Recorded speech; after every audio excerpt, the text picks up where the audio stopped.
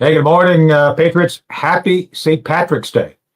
It is. It is. It's time to wear green or nothing. If you want to be slant like the Druids, that's okay with us. We have nothing against nudity here, unless of course you're Lizzo. Then don't bother. But wear green. So, in fact, wear a big old army tent. Just saying, it would be. It's good to be in the spirit. Being natural or Irish like, but certain people shouldn't ever go naked. As a matter of fact, let's bring in Chris Cordani. Chris, good morning. Not that I think he's dressed. Chris is dressed, and I don't think he's wearing green though. I don't know if that is. Are you wearing green? No, No, actually, I'm not wearing green today. I might do it later. I can't hear you. There you are. Okay, yeah, top of the morning. We're doing well, and yes, I'm Yeah, not wearing green. top of the morning. I should be, but top of the morning, me lad. I think that's what they say. But you can't agree that certain people should never be naked. I think that can we make that a federal law that there's certain conditions that you can't go in public and be even semi-naked? I think that's a good law. I think Donald Trump would support that, don't you? Yes, it will be called the Tony Shaffer Anti-Vomit Inducing Act of 2025. I think we should talk to Donald Trump about that. He might want to change it to the Donald Trump anti-vomiting, but maybe we call it the Trump Shaffer anti-vomiting anti-vomit inducing act of 2025. So the list would include obviously Pocahontas. Well, there's Yep, Kathy Hochul definitely. yeah. We also don't want to see Nancy Pelosi naked unless she's holding a hammer, because at least there'll be comedic value there. And of course Chuck Schumer, who by the way is apparently standing naked now. I think there's a little lag. Yeah. I'm yeah. We are dumbfounded here. There we go. But that's the whole Well, point. it's the damn. I don't know what it is about the internet, the interwebs, but anyway. So I don't know. Did you read on Friday? You know that in New York on St. Patrick's Day that there's leprechauns and sex in bathrooms with leprechauns. I read that, and that's in the New York Post, by the way. That's not the Daily Mail. Just saying. So I'm just thinking that there's something up with Hochul on that. Yeah, but just on St. Patrick's Day? What's that? Just on St. Patrick's Day? I think that's a normal occurrence in New York City, or at least on Times Square. It could be. I don't know about the leprechaun thing, because does that mean leprechauns are small people, right? They're pretty small. I mean, they're like midgets, or like even smaller than midgets, right? I don't know. And does that mean that it's like Anthony Fauci Day? I thought he was a gnome. It's got to be one or the other here, right? Oh man, yeah, it's got to be. I think they're kind of similar. That's probably true, but definitely the roaming gnome. If that's the case, there are again Times Square. Anything goes over there at these times, so we're not even sure. But Governor Hochul, I don't know, a vampirella leprechaun combo. I'm not sure if we can handle that here in New York at this point. Well, no. My point I'm trying to get to is that Chuck Schumer. You may have heard of that guy, right? Chucky Schumer. Up Chuck, Schumer, the guy that serves raw meat on his grill. That's a double entendre. Oh man, what is this? Yeah, it is. Yeah, well, there's no Jack here. Well, maybe there is a Jack. Anyway, back to Chuck. Chuck is under fire now for having signed the continuing resolution, and I guess he brought over some Democrats with him, and so I can't help but think that there's something to that story regarding leprechauns and sex on St. Patrick's Day. Chris, I'm going to go out on a limb here. I think someone promised Chuck Schumer sex with a leprechaun in a bathroom in New York today. I think that's how they got him over the line. What do you think? So you think they had some kind of, let's say, compromising position with him and a leprechaun? That makes a lot of sense, all things considered. Yeah. And it will be a male leprechaun, definitely. So yeah, I don't think he'd want that out Probably. But on the serious note, though, Schumer he's been screaming and kicking and screaming over the last few years about the Republicans trying to shut the government down. He's found himself on that end. The fact is, I'm sure Yeah. there are a lot of Democrats in the Senate that are thinking, you know what? We should probably cut spending too and find another way to demonize Trump and Musk. Because senators know No, well, I think this is where they're at. And for the Patriots to understand, and, obviously, go ahead. there's still a little lag, I guess.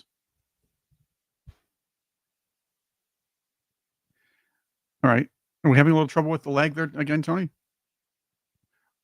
Ladies and gentlemen, Yeah, it is we're working on this lag laggy. issue here. Yeah, that's going to Well, happen. what I was going to say is they've been wrong on every single issue. That they are never right, and it's become an art of. And I think that's a bridge to they honest saying constantly that they were always shutting down.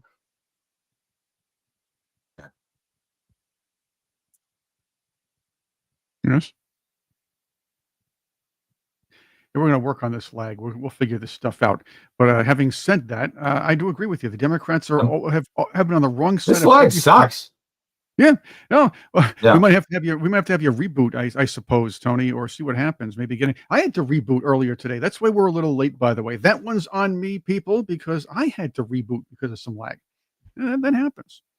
Anyway, we have a cunning plan and we're going to do it. The fact is, you're right, Tony. Democrats have been wrong about virtually everything. Here's something else they were wrong about. Remember when they were so intent on eliminating the filibuster? Now they have to rely on it.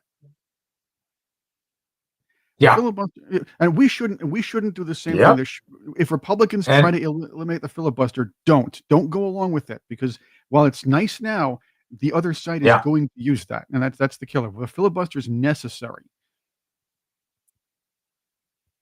I think Christine Sinema, yes, Kirsten Sinema she was talking over the weekend about how they tried to get her to go along to get rid of it, and obviously she didn't. So I think it proves that that she was right on it and they were wrong. So, well, look what Harry Reid did.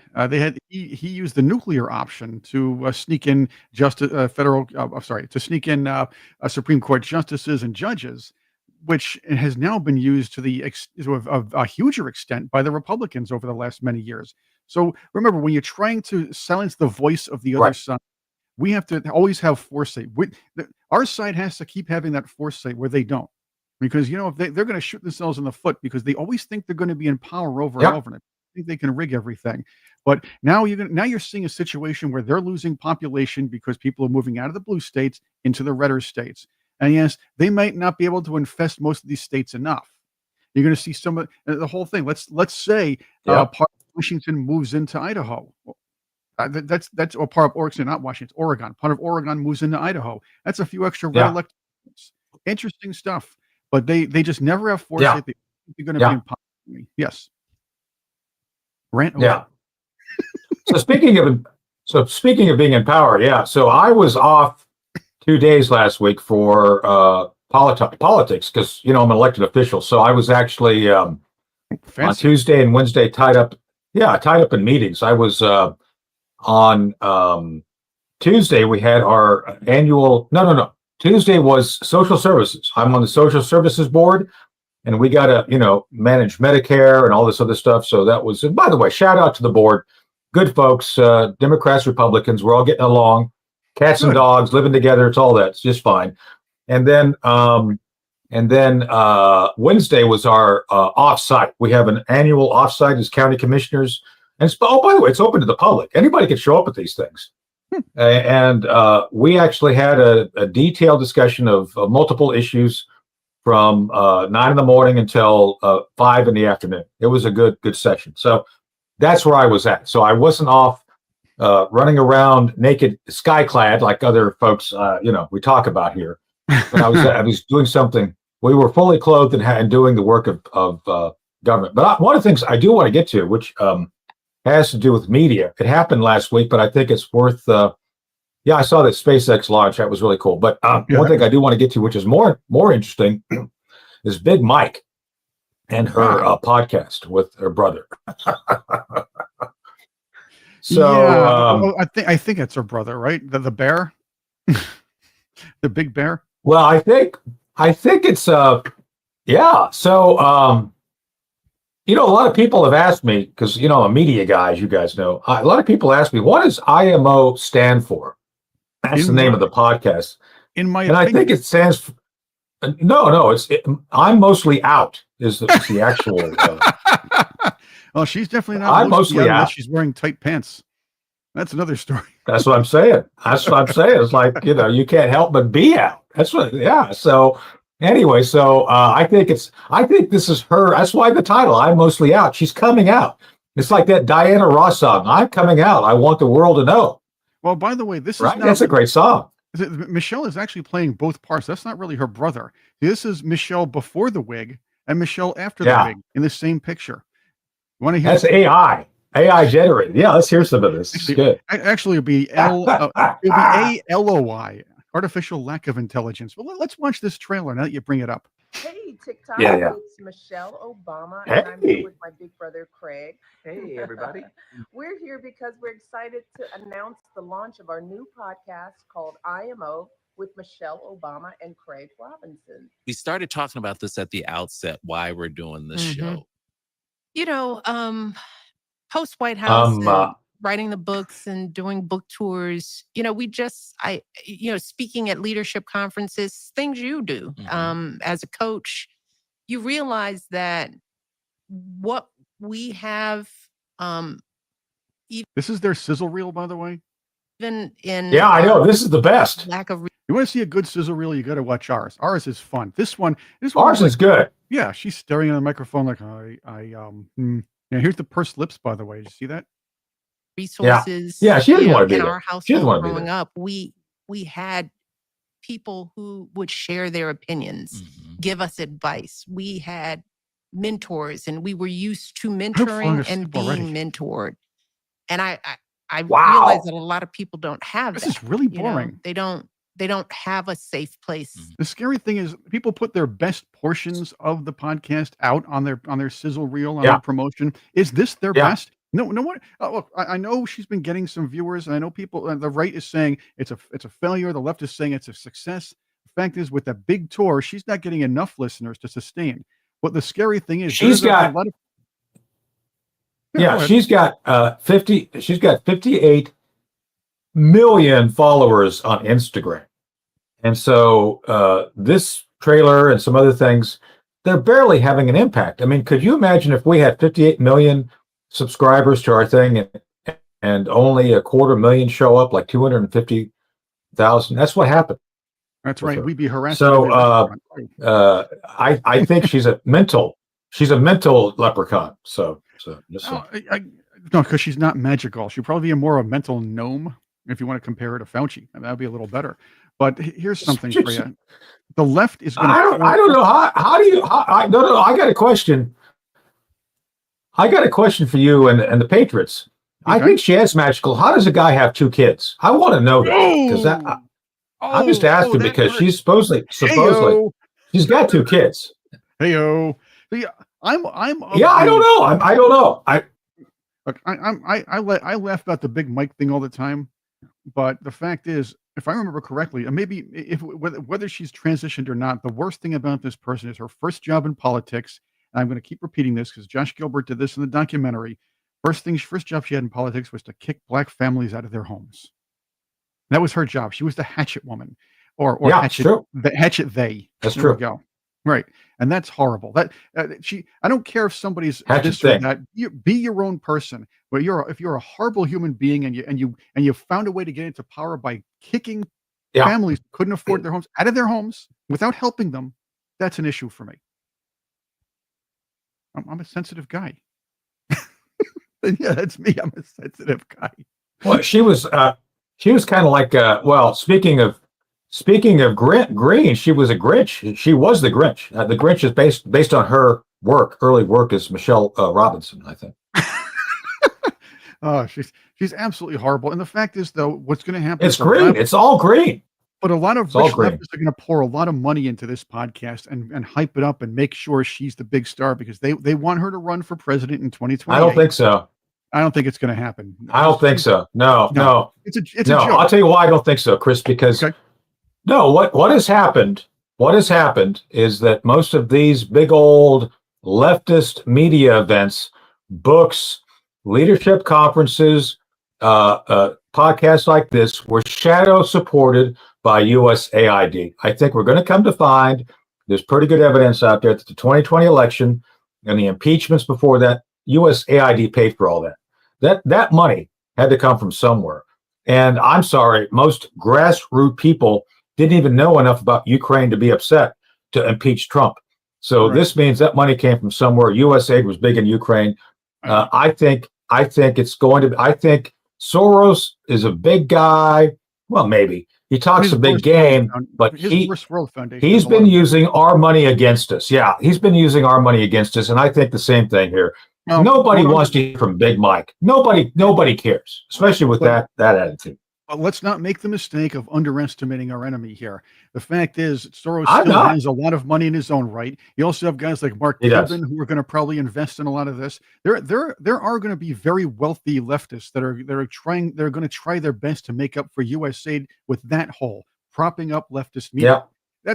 That's why you have these know nothings like that. The guy with the weird hair, David Pacman, or that baby face Harry Cision. They're the speakers for the left right now because they're being heavily funded. Now, yes, I'm sure that a lot of that USAID funneled money is going to be there, but the rich leftists are going to try to take that position. They're going to be selective about it, but they're going to take that up, and Michelle Obama is going to be a huge beneficiary. So let's not underestimate them at this point. I'm not underestimating. I'm just telling you that they suck. They're horrible. They are. I mean, come on. Come on, Chris. I mean, you just said that their sizzle sucks. And so that's like, I would be embarrassed putting that out as a producer. I'll be honest with you. I'd be embarrassed putting that out as a producer. I say, do you have any more? I'd ask them flat out, hey guys, do you have any more material? Or let's hear more from the brother because he is the talent of the two. I watched a little bit. He's the talent of the two. She's the name. He's the talent. No, see, if I were, that's the thing. So I would have helped you on that. I would have gotten the post like, hey, Michelle, Mike, whatever you are. Hey, this is what I would have said. I would have said, hey, you know Nancy Pelosi, right? You know, she's pretty out there, right? Well, we need to get you out there a little bit to make you interesting. So do you have any vodka in the house right now? Can you go to the freezer, get the vodka out and just take about, I don't know, 5-6 shots. Maybe take half the bottle. That'll loosen you up. No sex with your brother. Oh, I don't think he's interested in her anyway, or whatever. I mean, even if she has made the transition, she still looks like a woman. So I don't think that guy is going to be very interested. Yeah. Well, we should have Jerry back on and talk about all this because I think Dr. Jerry Corsi, our good friend, would have a lot to say about the whole. I'm mostly coming out the IMO. By the way, it sounds like a doctor's thing, like it's something a doctor writes on a pad for you when you get a prescription. You know, IMO. He was here last week. I'll see if he's available again tomorrow or next week. He's busy. He's doing a lot of flying. Part of his investigation is he's going to help the Obamas search for a new chef. That's an important effort because that guy's got to meet certain criterion. So, you know. That and a bulletproof vest. Make sure Kevlar is in his repertoire. But that's another story for another day. We do have a very special guest. Well, we have a couple of guests this week. Hold on, I got to ask you a question about that. Hold on before you go. So is this guy going to be a specialist in hot dogs and pizza that they hire? Definitely hot dogs. Maybe sausages too, but it's another story. Or rat.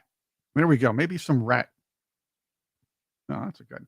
All right. Well, all right. So we got guests. I didn't mean to interrupt you, but I did. So no, what do we got? I'm the sidekick here. I'm supposed to be the guy that just says, "Hey, so don't worry." We have a couple interesting guests this week, by the way.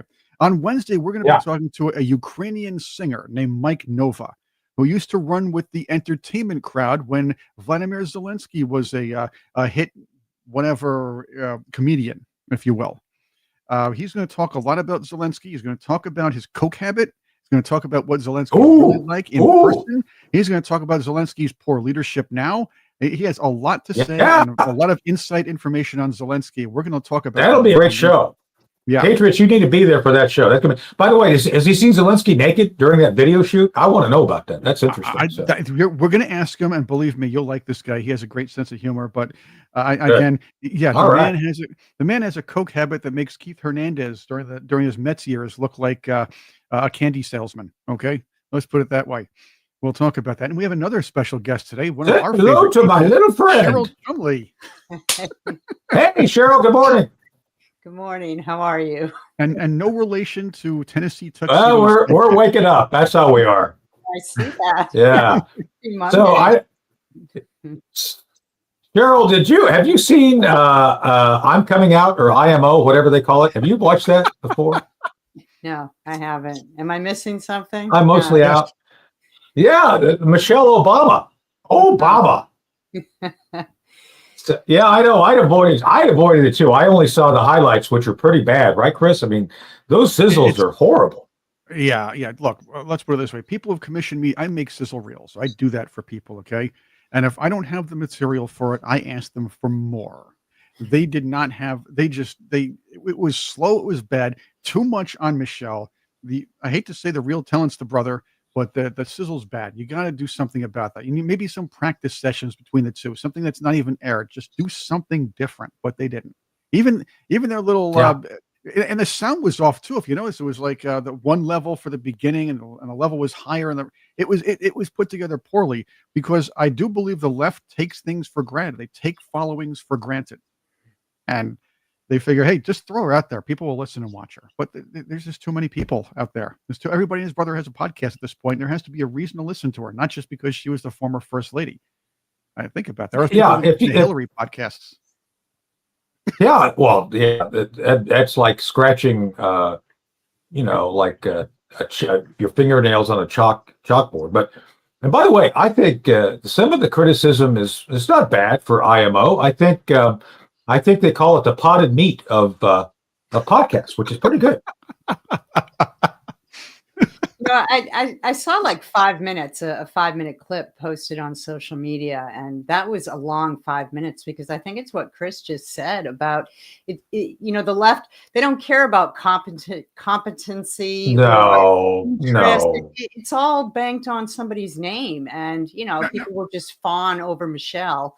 Now, I do want to stop you there because I want to thank Ed Henry for also not worrying about competency here, because that's what put us on the air. Thank God. We're DEI hires. Did you know that, Cheryl?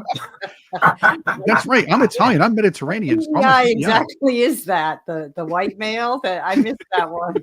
Yeah, that's right. So, I'm Spanish and German, so I don't know what that makes me exactly. But anyway, so But I digress. But back to the politics. So one of the things that this week happened that's interesting, I think, regarding our world, Cheryl, and your world especially, is that apparently, I guess those pardons weren't worth the paper they're written on because they used the auto pin. So I want to go through that a little bit this morning with you. Donald Trump declared yesterday null and void. These things don't count. They weren't actually signed. We don't know who signed them, but it wasn't Biden. So my first question is a very serious one. Do you think this is enforceable regarding the fact that, hey, the current president, say the last guy didn't sign them? And secondly, does that mean then that it opens the doors for investigation? So that's a bit of a heavy question to hit you with, but go ahead. Yeah, well, those are both the nuts and bolts questions of these revelations, right? And to answer the first, I don't know. I mean, everything seems to end up in court, and it just seems like whoever has the judge on their side is the one that wins. The Constitution and rule of law and even common sense application of law rarely figures into it anymore. And so I definitely think a case is to be made, though, because that's a little bit shocking that, an auto pen used, who knows who actually signed, right? These Exactly. Which were questionable in the first place, though. How do you give a blanket pardoned 10 years or however long, from here to eternity, whatever sin you commit is pardoned. So it already was questionable in my mind. Yeah, well, it's questionable in ours too. But the fact is, he can. Well, yes and no. But yeah, see, that's the issue. So, Chris, this is the issue. And back to you, Cheryl. So, to me, though, now, if I were one of the guys who got a pardon, which God forbid I ever ask for one or need one, if I'm one of these folks who got that, the first person you'd go complain to would be the guy that signed it, right? Which you would think is Joe Biden. But what if Joe Biden didn't sign it? What if they bring Joe into the room? What if DOJ comes in and says, hey, did you sign these? What do you think's going to happen? Yeah, it's a simple matter to clarify, right? It's as simple as that. Ask the former president, did you sign these? Did you intend to, blanketly pardon these people? And see what his answer is. But yeah, I don't know if Joe Biden would participate in that. It just seems like something that it could be clarified really quickly. But I think you make an excellent point there, and I think that's just the way to go about it. Well, they can also I don't remember anything. Well, that's the thing, and I don't think they're going to let Joe do it. I think you get Joe in the room with any competent lawyer.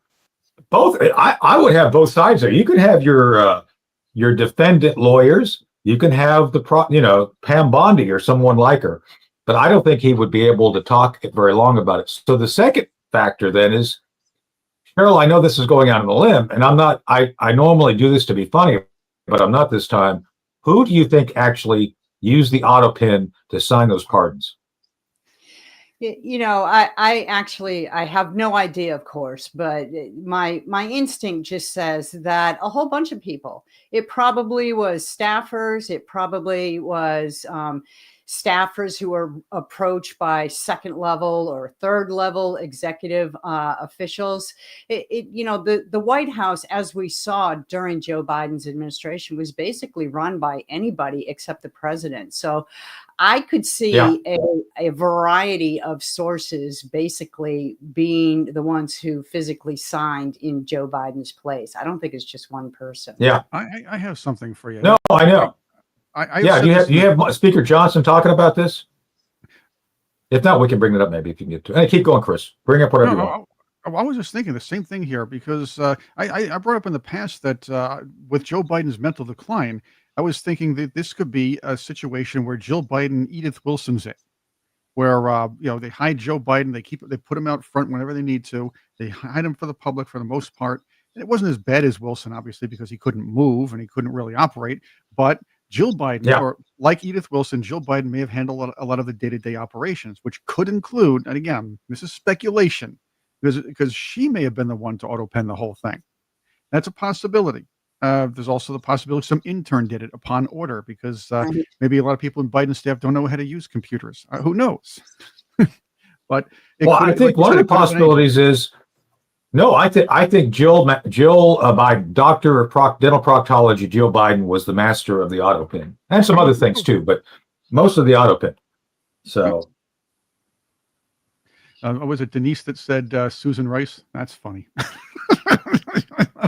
well, that's not so far from the truth, because Susan Rice and Valerie Jarrett were both senior advisors who were there at the White House all the time. So. Cheryl, let me ask that question. That's a logical question then. Is it possible then, because Valerie Jarrett and Susan Rice were there, do you think this would have been the way they enforced Obama's third term? Do you think that's possible?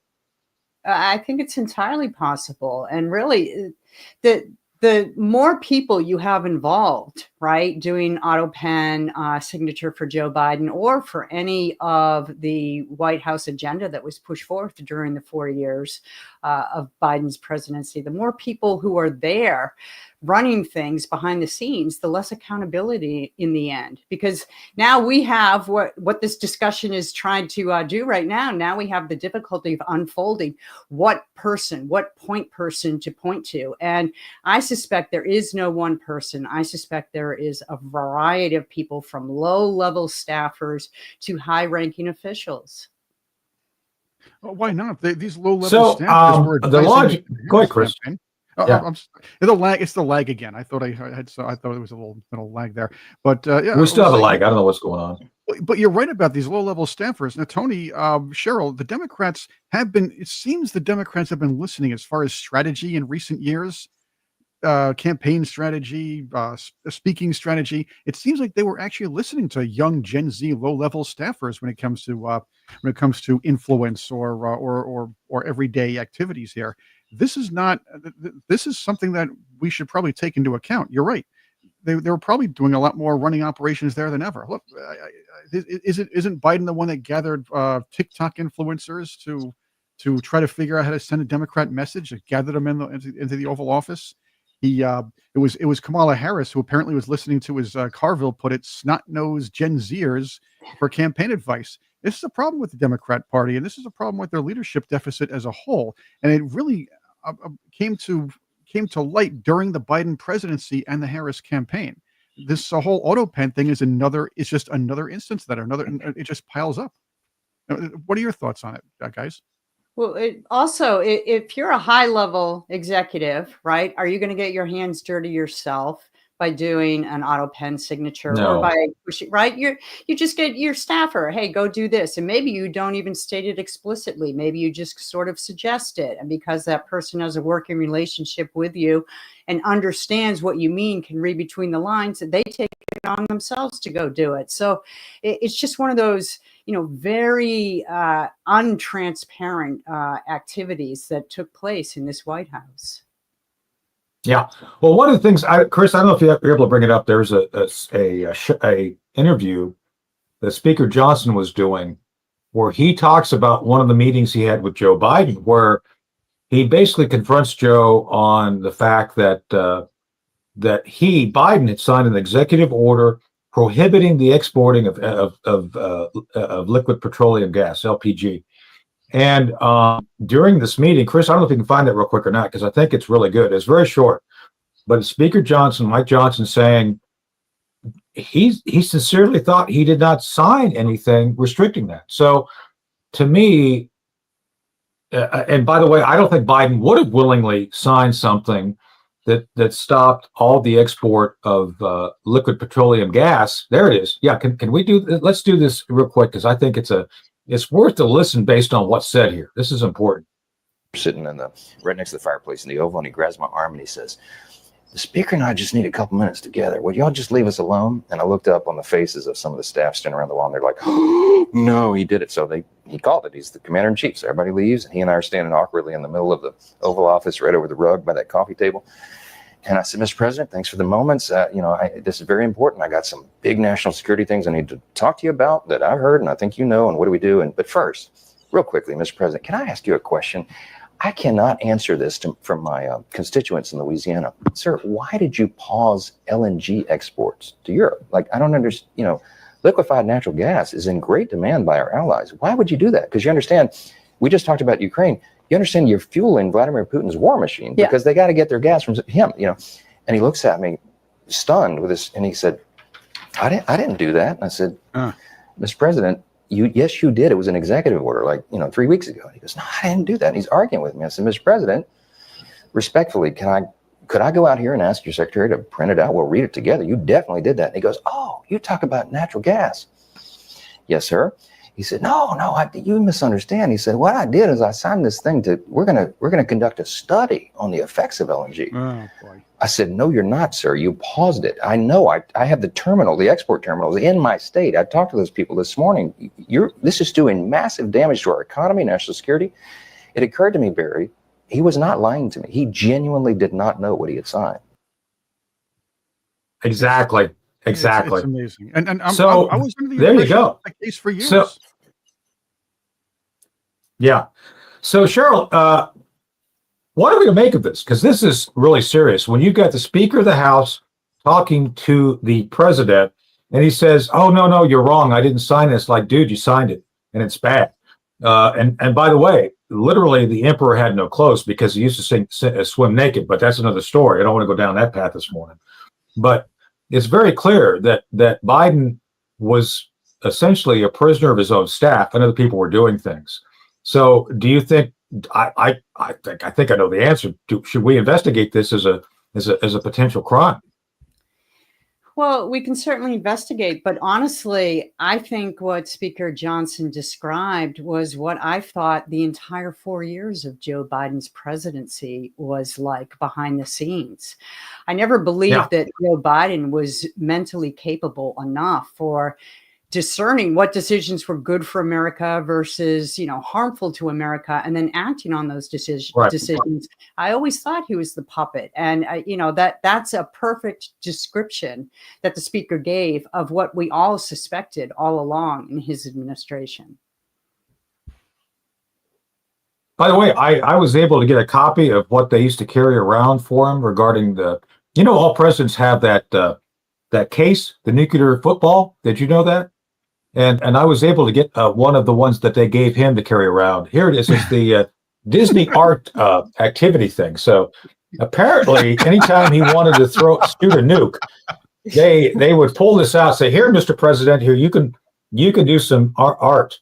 So that's what they were using in place of the football. Just saying, it's I highly recommend if you have an old person who thinks that they're president. This is really good for people who are like in their 80s who think they're president. This is very effective. This is an ice cream. It's a secret. You heard it here first. Steering wheel. Yeah, So, it's like the fake steering wheel. That's right. I didn't answer the second part of your question, Tony. You asked if there should be a Go ahead, please. You asked if there should be a criminal investigation, and honestly, I think there is much to investigate about, criminal proceedings that we don't know about. That sort of guided and dictated how Joe Biden was going to sign things and executive orders and things like that. So yes, I am in favor of that. Well, this circled the square because I really wanted this to kick us to where we need to be right now for our continued conversation, which is the EU, Putin, and Trump. So Speaker Johnson says something very important there. And this is something I've said from the beginning. I'm on record. I think we've had this discussion. If you really wanted to hurt Putin, you need to defund his war. You defund the war by producing a lot of LPG and oil. And we've got that in abundance. We could have, Cheryl, super produced gas, just flooded the market, dropped the price down. It would have hurt the Saudis and all that. They would have survived, but it would have funded the war. Of course, we didn't do that. Now we come to find not only we weren't funding the war, we were forcing the Europeans to create this clandestine shadow market for them to buy LPG and gas from Russia because they can't stop heating the homes of their people. So they have no choice. So that's why we've learned over the last 3 months, the Europeans were spending more money to Putin paying for gas than they were on Ukraine. So to me, this sounds like the Biden folks never wanted to win the war. What do you think? Well, yeah, I think that was obvious. Right? They never defined what a win would look like. So that's sort of the first clue. What's the exit strategy for America's involvement with funding Ukraine? And we never had one. We just kept pouring billions of dollars in there. And we're not good with exit strategies, apparently. No, we aren't. The Democrats aren't. The Europeans haven't been our friends on foreign policy in a very long time. They seem to say one thing and undercut behind the scenes everything we do in America. So that's not a huge shocker there. Well, how about this? Let's just let's take it into a larger scale here. You want to fund Putin's war because the idea is not real. They don't really care about whether Putin gets funded or not. They don't really care. They did want to elongate the Ukraine war. The fact is, powers higher than Biden want to see again, keep in mind, for a new world order that the World Economic Forum wants, the EU wants, and of course the UN wants, the most powerful nations have to be undercut at every level. One of them is to technically fund Putin's war. One of them is to keep us paying for that war. And one of them is to keep the Europeans afloat, working, having to take money from Putin so they stay afloat, where the U.S. cuts its nose off, forces our own people to buy expensive electric cars and all this other stuff, trying to wean us off of whatever else to get inefficient energy, kill our grid, and sink us to the level of, let's say, I mean, that's exaggerated, but sink us closer to the third world nations so there can be an egalitarian balance around the world.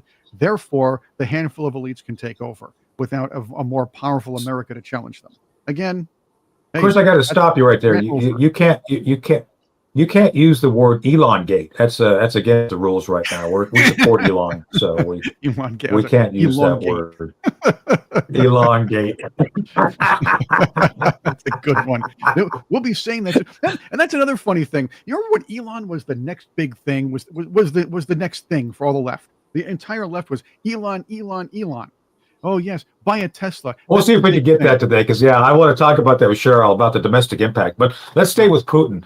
Not that Putin and Elon are related, but just say, follow my logic here. But I wanted to get to this point because now the left is upset. All the Obama folks, all the Biden folks, that it looks like Trump may be able to end this thing. And again, it didn't take new legislation; it just took a new president. So. Now, as of the time of this broadcast of our discussion with the Patriots, and Putin and Trump are going to talk tomorrow, and I think they're going to talk Turkey. There he is. There's is that Musk or So I always love that. And by the way, have you ever seen the movie The Giant the what was the one? It's that one about the robot that is a friendly robot. I can't remember the name of it. I'll think of it in a second. There's a lot of but no. Anyway, but back to Putin. So, Cheryl, this is important because I think everything that Biden did failed. I think it failed by design. It wasn't a question of how do we achieve things, how do we screw things up and make people think that it's not our fault, which they were doing.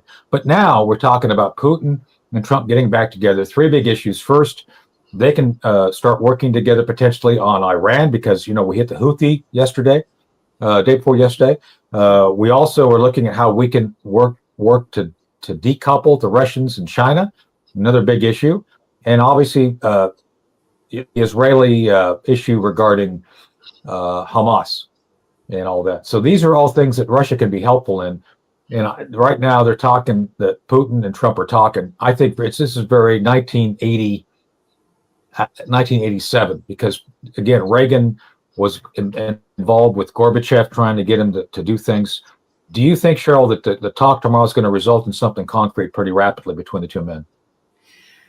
That's hard to say because, Trump is the great negotiator, right? So thankfully we have a great leader negotiating with Putin, but the sticking points are pretty big. Ukraine wants their land back. They want Crimea back. And Russia wants a guarantee that Ukraine will not be admitted into NATO, which is coming up against several governments around the world that want Ukraine admitted to NATO. So to me, those are two tough sticking points that I could see either side digging in deep on. But Trump is very skilled, so it's going to be fascinating to see what comes of this call. Well, I'm gonna challenge you on that one because the NATO is a bunch of lily-livered cowards and whiny Western Europeans. Okay. So I wouldn't bet that to keep the peace and keep Russia away from them, they wouldn't sell Ukraine under the bus by saying, "Oh, we won't let them in NATO. It doesn't matter," because they wouldn't be the big thing anymore. That's it. If there's peace between, or if there's a ceasefire between Russia and Ukraine, and Western Europe doesn't see a threat anymore or much of a threat, Ukraine bringing them in only exacerbates that. They'll just say, "Nope, forget it. Ukraine doesn't need to be a member. Let them stay." They could be a symbolic semi-ally. Don't bother them, but they don't have to be admitted to NATO. In 2000, I just want to grab this one more thing. Remember, in 2000, Vladimir Putin stated in a manifesto that NATO was the biggest threat to the existence of Russia. So that's something you have to remember. Well, we do, and so I think my forecast is that we're going to go back and look at the 1994 Accords, the Budapest Accords, which established Ukraine and the other stands. I think that's the framework that Trump's looking at this through. And if you go back and look at that, there was a guarantee that NATO wouldn't go east, and it did, just saying. And I think that's where the two men are kind of talking from. That's my instincts. I haven't talked to Mike Walls. I haven't talked to Pete Hegseth. I'm just saying I think that's where it's going. But one thing I do want to ask to Cheryl is that do the Europeans recognize that if they continue to antagonize us? I mean, it's one thing to talk trash about Vladimir Putin. I get it. They don't like him. Fine. But they start talking about us. They don't like Vance. They don't like the fact that Vance went over and called them out on there you go, the Budapest Memorandum. And I think that's where they're starting from. And I'm pretty sure that it's that point that they're going to try to start the repairs, because Putin has said that he feels Russia has been lied to by the West. I'm just saying that. I'm not pro-Putin. Putin's killed people. I'm on record calling him a thug. Thank you very much. The Russians get upset with me and in my chat and call me out because they think I'm trashing Putin, which I am. He's a thug, but you got to accept the fact that he's a leader, and he's got to be dealt with. So my question to you, Cheryl, it relates to Europe.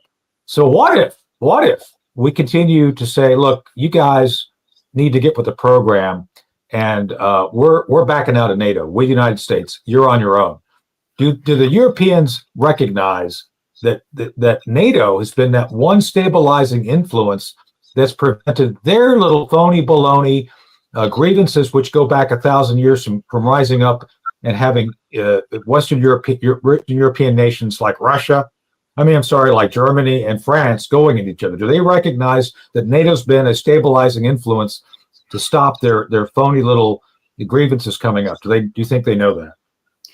Well, I think Europe has lost its way in the last decade with the opening of its borders and letting in all the illegals and really changing the demographics of their population. Yeah. And so they've become sort of these nations of appeasement to the lowest denominators around the world. And so maybe they do recognize it, but their leadership has been weak. Their leadership is definitely more globalist minded, and they've sort of thrown in with the Chinese and pretended as if America is weak and won't be the leader on the international stage in the years to come. Right. So I think that's where they're approaching things now.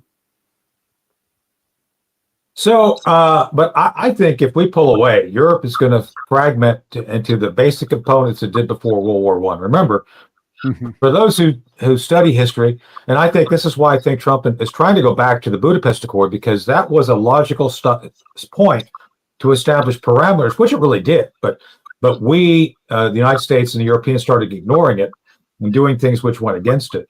But I think to that point, the Europeans have lost their way. But I think because they are so weak internally, that's a potential for them to start fighting amongst themselves. I mean, man, oh man, horse-eating socialists versus yeah. I mean, man. I mean, Macron seems to he wants to be a little Napoleon. He said as much. He wants. Yeah. Yeah. Well, they eat frogs and horses. Is there a dish you could get that's both frogs and horse? I wonder. Is there like a frog souffle with a horse steak? It would be called the. Not that I'm encouraging that behavior. It's called macaron fondue. They have it at the French Key Party. The macaron fondue. Yeah, that's good eating. Yes. But my point. That's right. With his husband, the guy. So yeah. Speaking of guys. Yeah, his old man. That's right. His old man. Man, a good thing we don't have Candace Owen on. We get in real trouble today. So, and our evil overlord would fire us. Yeah. So anyway, back to the serious issues regarding NATO. So, but this to me indicates that we need to rethink our relationship with Europe. And so, Cheryl, I don't know where you come down on this. I think we do need to reconsider our membership in NATO. What do you think? Yeah, I've never been a huge fan of America's membership in NATO in the first place, or America's membership in the United Nations. I think, maintaining a presence is good to sort of keep an eye on the nefarious forces that might seek to undercut American policy ideals. But as far as the funding, as far as having to get permission to do an America First type of agenda around the world, I've never favored our membership. Well, I think that's exacerbated also from the Munich Security Conference when J.D. Vance told them, "Look, you people have lost your values. You're not the same European nations we allied ourselves with during the Cold War. What's happened to you?" And he turns around, the chairman turns around and cries and says, "No, America doesn't share our values." There is a rift between us and a lot of NATO nations that I believe, and you're right, Cheryl and Tony, you're right. These are very hard to ignore. It's like that song, "You've Lost That Loving Feeling." We could do that, by the way. No. And it's gone. You never close your eyes. All day now. Thank you. Boom, boom, boom, boom, boom. You have to All right. Another, right? wasn't it SpongeBob called it musical doodle? Musical doodle. That's right. You know, speaking of SpongeBob, Cheryl. Speaking of SpongeBob. Yeah. Speaking of SpongeBob, did you hear? Did you hear that CNN got kicked out of the Pentagon? It's funny.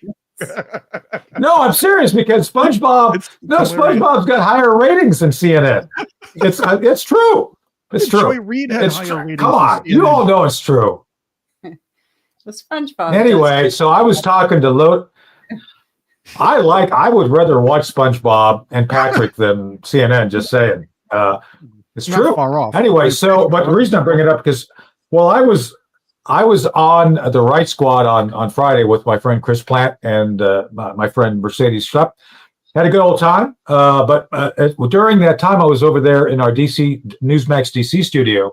I ran into my friend Logan Raddick, who's the Pentagon correspondent, and CNN got kicked out, and Newsmax got their space. So out with the old, in with the new. And I was talking to Chris Plant because Chris Plant was in that space, which was kind of ironic. So I was talking to Chris after the broadcast, and I said, "Hey, Chris, Logan's telling me that there's like all sorts of unidentifiable stains on the carpet." Not that there's anything wrong with that, but apparently CNN left it in. They left it in really, really bad shape. It's true. This is funny because it's all true. That's why it's funny. So what's that? It's like Seinfeld was always funny because it was like about stuff you observe. It was observably funny. Anyway, let me get past this. So my point I'm trying to get to, besides bringing up the fact that it was nasty. It is, as a matter of fact, Logan said it's not going to be ready for 2 weeks because they got to clean it out. Right? Anyway, what do you, Cheryl? What do you make of the changing of the guard in media? You're a member of the media. We're media folks. What do you make of this huge change where CNN and other left-wing media are being told you're not welcome? What do you think? Yeah, I'm actually loving this because it's just shaking up an establishment media that really had stopped doing its job of reporting for the people and just started becoming a mouthpiece for their picks in the political world. And so it's good. It's good. It probably won't last after the next Democrat administration comes in, but still, for the next 4 years, 3.5 years, we do have a shakeup in the media world. It's great. I'm going to say this. I do think it's fun to watch. And I do believe that some of these reporters should show better decorum and appreciate the fact that they finally have a president who's accessible. On the other hand, we all know that this also sets a precedent for the future when a lot of other outlets will probably be shut out that we would like to hear from because they're going to keep a Democrat president will just lock the propaganda outlets in and keep anybody else who reports independently out. And that's another that sets up a problem. Yeah. So I love watching. By the way, it, I love with it in the long run. But don't you think I saw in the chat Red Bull asking? Yeah, go ahead, Cheryl. Keep going. Don't you think the Democrat administrations had already been doing that though, shutting out most of the conservative? Yes and no. Yes and no, because you still got your token Ducey questions at the press conferences. Yeah. It's token, but it was still there. Now they're not going to. They're not going to set up pretense anymore in the future. It's just not going to happen. Well, We got a question in the chat. Did Jeffrey Toobin visit the Pentagon CNN space? What's the question? The answer. I'd have to check back with Logan after they do the forensic examination of the carpet to get that. I think they must have the CNN DNA profiles on hand somewhere, so we can check that out. That's a good suggestion. I'll make that. I'll make that suggestion to Sean Parnell. No, he's already Sean on the phone. Sean, check out the DNA. Nope, Toobin has already blocked all this because he's so well known there. He has a lot of pull. Oh, that's right. And he's got. That took a minute. He smells like baby oil anywhere he goes. Just saying. So you know. And here I thought the carpet powdery smell. Huh? I hadn't even been on your train. I was thinking coffee and juice, and I'm finally boarding your train and seeing where you're leading. I think we're pumping this down a little too long, aren't we? I was like, everybody's yes. I want to pump you up. That was great. Franz and Hans, right? I want to pump you up. Anyway, there's a lot of pumping going on at the Pentagon and the CNN facility. Just saying, apparently. So anyway, yeah, I'm sure. Yeah, but it's all over. It's all over. They're gone. This is not the CNN you're looking for. They're gone. So it's good. So, well, in the last few minutes we have here, I want to go through a few other things relating to the domestic policy as it's playing out right now. So one of the other things is that Trump and the judiciary. So this knucklehead Obama judge says, hey, those rapists and murderers, they've got the right to stay. We don't want to send them to Venezuela because, reasons. And by the way, Cheryl, have you noticed, and I think this is notable, the Democrats are taking up every 80-20 issue, and they're taking the 20. Sometimes these things are like 90-10 issues.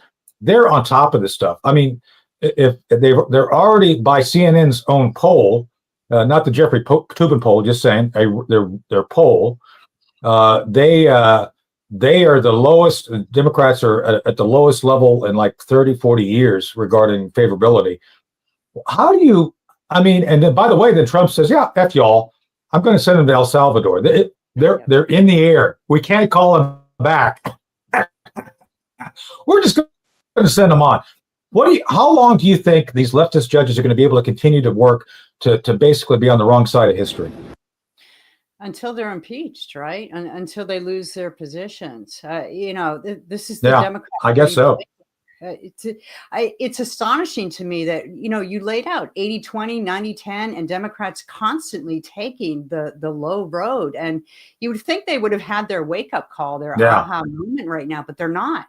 And so that just tells me that they're digging in deep, and they're willing to die on the hill of transgenderism or embracing gang members in America. And I don't have an answer for that. And of course, protecting the IRS. Don't forget that. Yes, that as well. Yeah, it's astonishing. Yeah, really, it's good for us though. Good for our side. Well, speaking of, I would love to go through each of these and break it down because I think we could.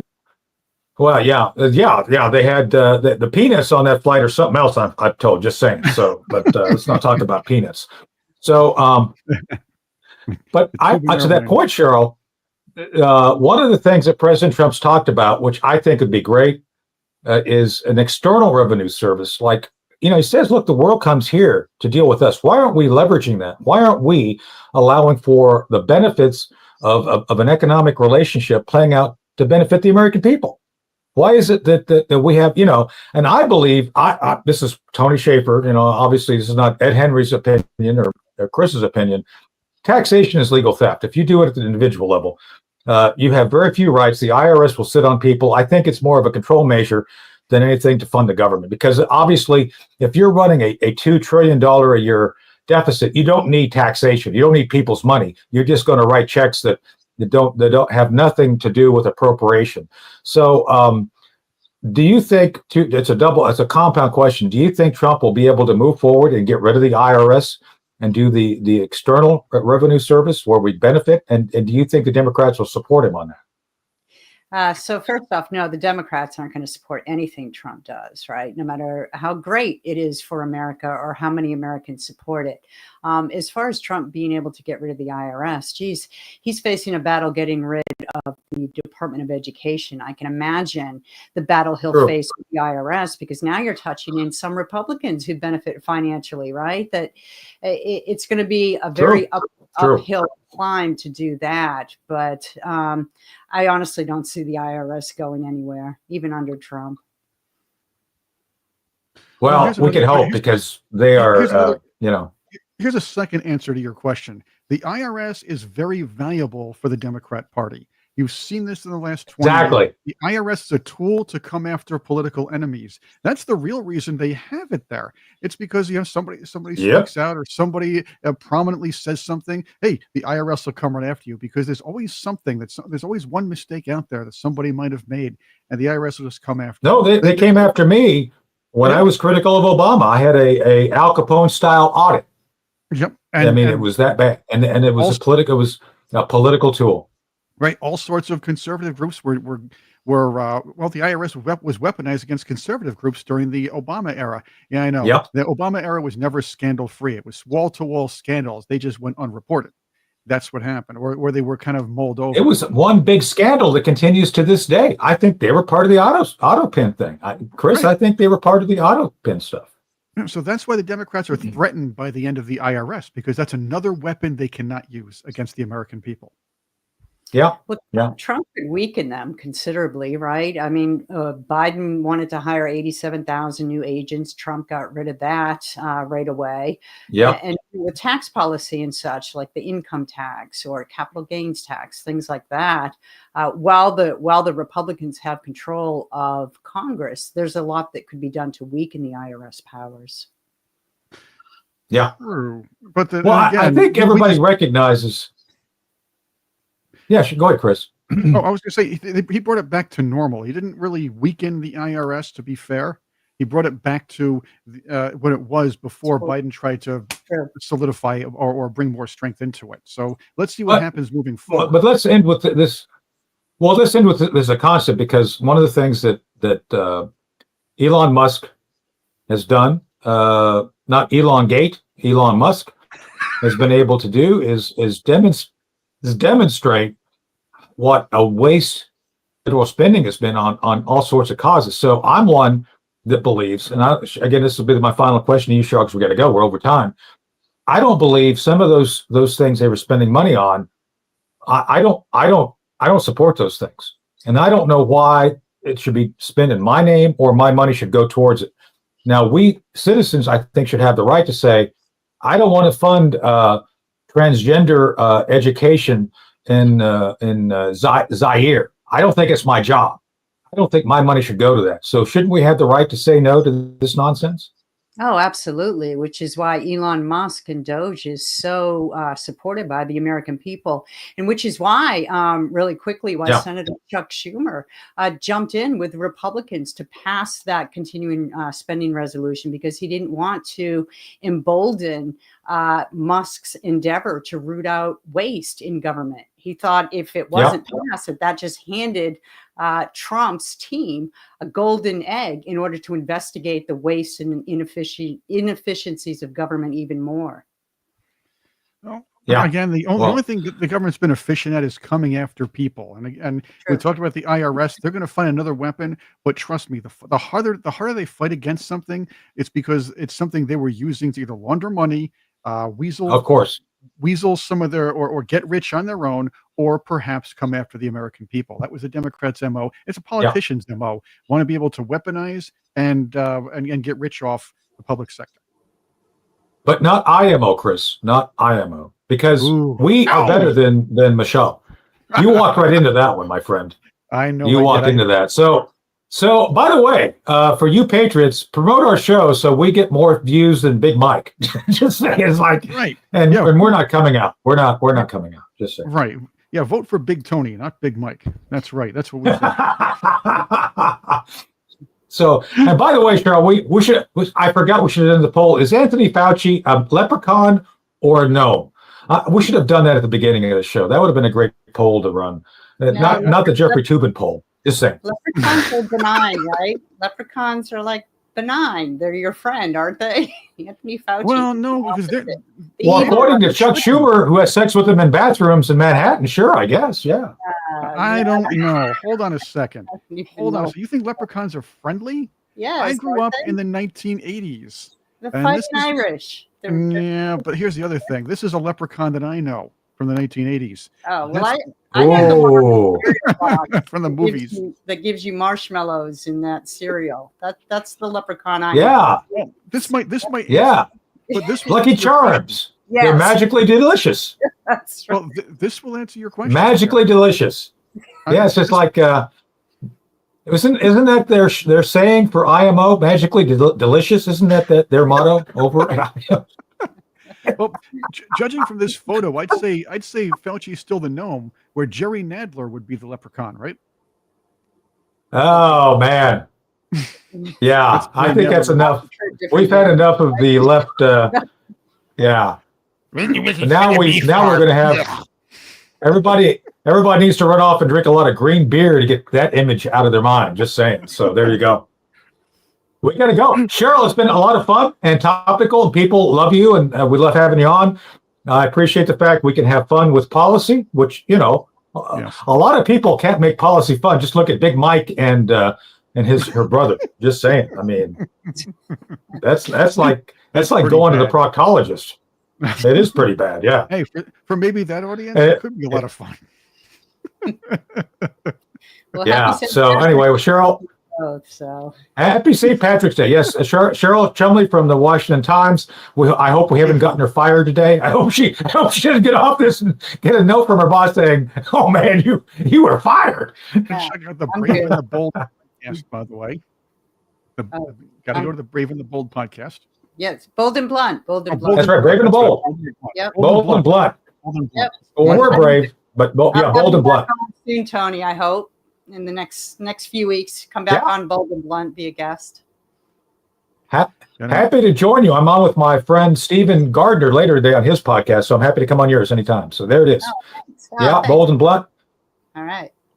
So check it out. Check her out. She has a great way of presenting information, which makes sense. And I think that's the other thing too. It's an opportunity right now, Cheryl, for us to provide the public. I hope the left listens too, to what's really going on, because I think so much of the left is still lying about what's going on. And I think your show and others gives people what the real scoop on what's going on. So it's very important. So we always appreciate you coming on. I knew if I wanted my business to crush it. Thank you so much. I appreciate that. Yeah. So, and then we're back tomorrow, right, Chris? Tomorrow, another day, it's not St. Patrick's Day, but we'll still have fun with it, right? That's right. And we're working on the guests for tomorrow, but Karen's going to be here with us Wednesday. Don't forget Mike Nova, who was a Ukrainian entertainer, Ukrainian singer, still puts out great music, by the way. He'll be on with us. He knew Zelensky back in the day. So he'll talk a lot about the Zelensky that the media does not let you know. That's going to be interesting. So speaking of short leprechauns, that'll be good. I forgot Zelensky does actually dress in green and he's short. So maybe he's leprechaun-like. We should bring that up. Well, the pot of gold was given to him by Biden, and he kept it. So it's a whole different kind of leprechaun, I suppose, right? That's right. Biden is actually he's a Irish guy, right? He's like Black Irish. I guess. Biden's Irish. Yeah. Ask him. He might not remember. He and Sting did something together one time, like a concert or something in Dublin. So, but I don't know. It's true. He is. So, and Ashley Biden, they are very close, like an Irish cousins, I think. Right? Is that what happens if you have a shower with an Irish family member? Is that like an Irish? Is that proper? Maybe it's an Irish thing. I don't know. Her and Joe are doing a remake or sort of a kind of like reimagining of the old Gene Kelly film "Singing in the Rain" called "Singing in the Shower." There you go. They can sing some Irish tunes. I gotta go, guys. We better get out of here before we get in trouble. Yes. We gotta go. We gotta go. Well, right. well, after that thought, we'll see you all tomorrow morning. Have a good and happy St. Patrick's Day. Drink a lot of green beer safely.